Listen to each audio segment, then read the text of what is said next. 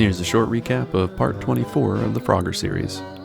First, create a blueprint class of type SaveGame that we'll call BP_SaveGame. Open it up and create a variable of type float called highscore.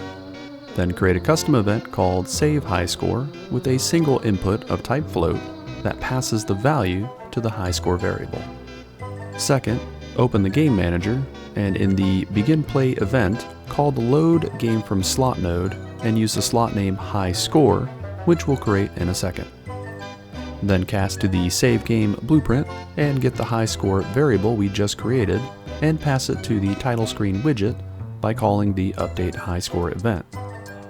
Then, in the lost life event, when we check if the lives are less than or equal to 0, we can call the load game from slot using the highscore slot name and cast to the SaveGame blueprint.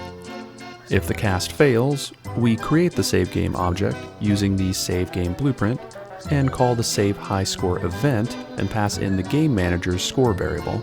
And finally, call the SaveGame to slot and use the highscore slot name.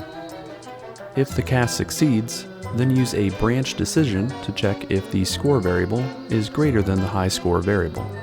If it is, then call the SaveHighScore event and pass in the game manager's score variable, and then call the SaveGame to slot using the highscore slot name.